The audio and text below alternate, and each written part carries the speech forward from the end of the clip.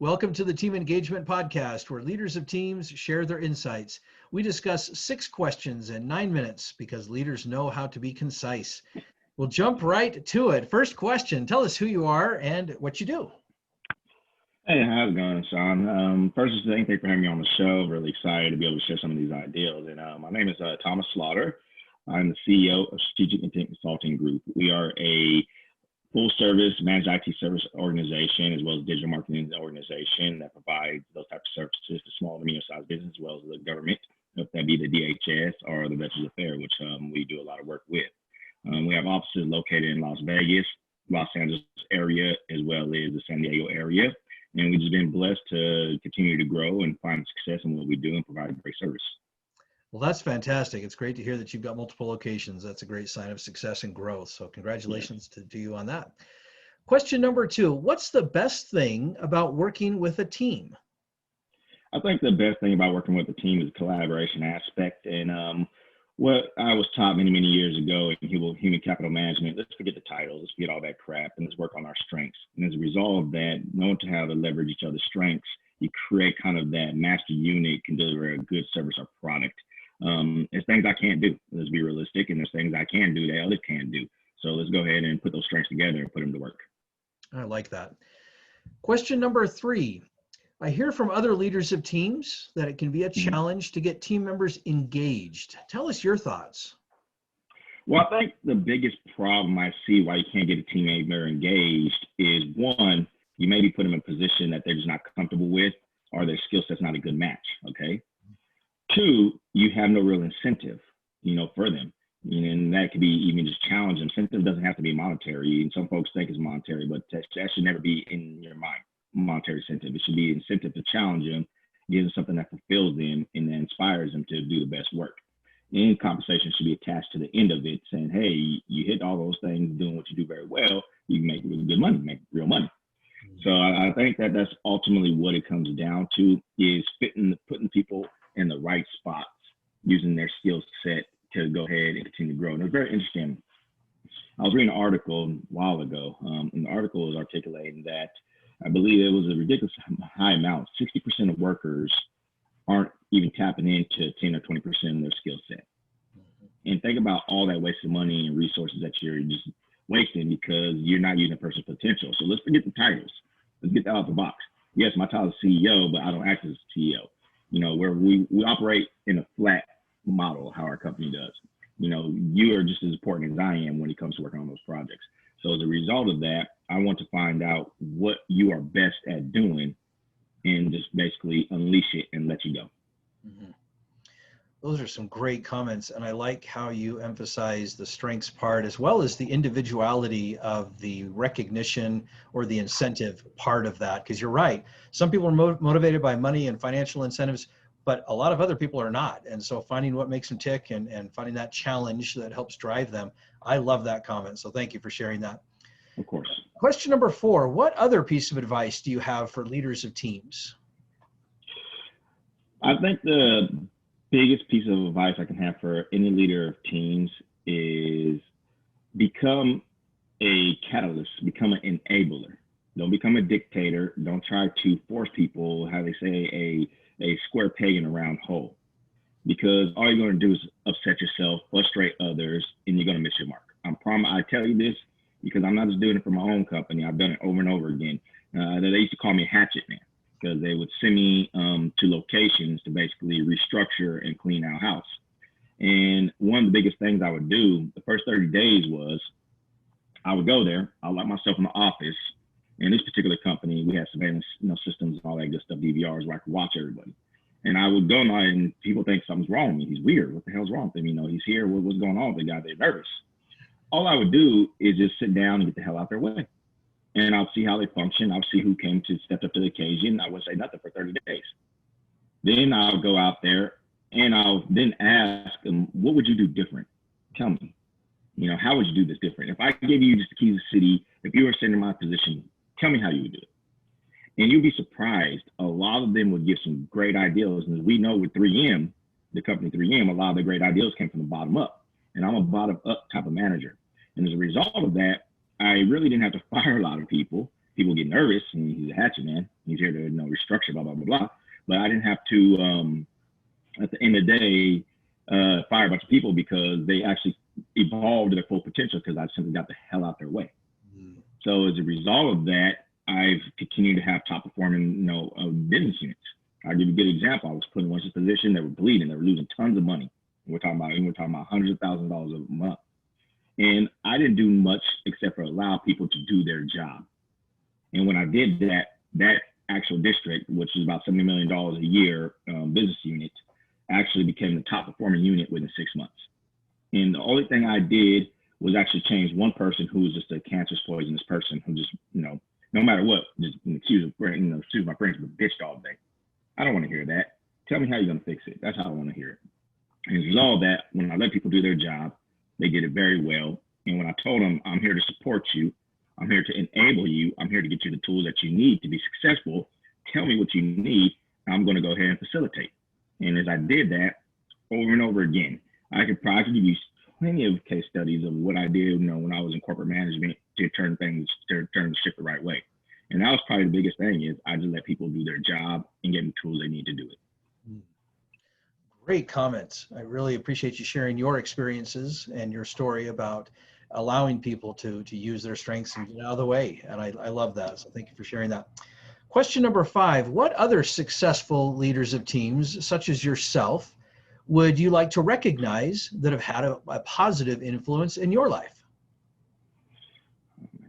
Go on and on and on and on. So, oh boy, I'm trying to thank you. that's a good question. Thank you. Stumped me on that. That's not awesome.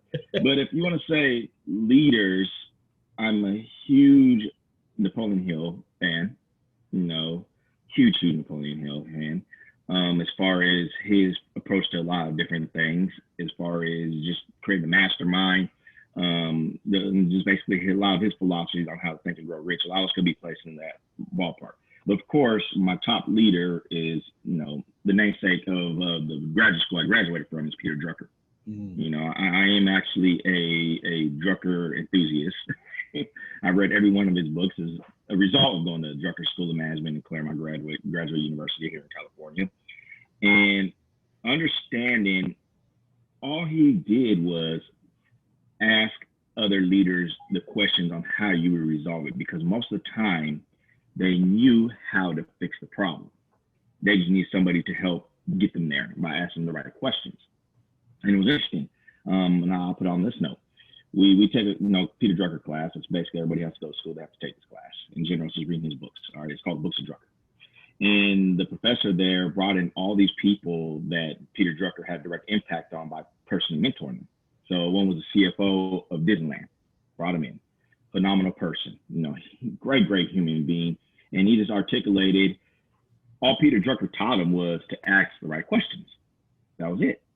Then the next person they brought in was the general manager was a former general manager of the Indians. Prior to that, he was the general manager of San Diego Padres, and he was with Ray Kroc and all them when they bought it and all that. Great person. His father at Buzz brought him through the farm system and everything else. And he came and told us, you've seen the Moneyball, or seen the movie Moneyball, heard of the movie Moneyball. People don't realize Peter Drucker had a great impact on Major League Baseball. He's a huge fan. He actually didn't have a TV in his house, only except to watch the World Series. He brought it to his house to watch. It's pretty interesting. I'm like I said, I've been in the museum. I've studied the guy inside and out. And he said that Peter Drucker was actually the one that taught him how to use analytics and statistics on how to determine the best players, and on and on and on. Then the next thing was the first managing partner of Edward Jones. He came into class, and this is interesting. This is just, every class, one of the speakers come in and tell us what Peter Drucker did to them and meant to them. And again, they were kind of getting started. They were in St. Louis, Edward Jones, trying to get themselves started. They read this article, whatever magazine about Peter Drucker. They decided to go down to, I can't remember if it was New Orleans or if it was Houston, to go meet the guy, but he wasn't there. So they flew to Claremont, California to sit down and talk to him. And he basically asked them all the questions, what has it been for you to succeed? And Edward Jones, their whole success was they were putting small offices in rural areas. They're using the same Walmart methodology, right? Same method that Walmart did. They weren't going into major metropolitans. They were going into these small towns. They didn't have the resources. Edward Jones basically did the same model. And it was Peter Drucker who basically directed him and said, that is the model you need to follow. And the way their whole business structure is as a result of Peter Drucker and his guidance and everything else. In the last piece, I'll say this. I didn't know there's actually 2 more pieces. So it was I forgot the James, is it something Warren who wrote Purpose Driven Life, whatever the religious guy. I can't remember the guy's first name. Well, I didn't know Peter Drucker helped him write that book. So it was a religious aspect of it too. And on a final note, Cesar Chavez, we know, who was the gentleman who started the whole union thing in Northern California for the pickers and growers, people who rightfully should be organized and have the right protections in place so they weren't taken advantage of. Well, Cesar Chavez actually came to Claremont to ask him, how do you organize? And it is interesting. He has his wicker chair that's sitting there at his house. His home's now turned to a museum. And they have the wicker chair sitting there. We talked to all these powerful people. I'm talking about major. They would come to Claremont and they would see him. And all he would do, and everybody said it would drive him crazy. All the man would do was ask them, what do they think? That's all. He would ask them questions. And they all had the answers, but they were too scared to trust their gut instinct.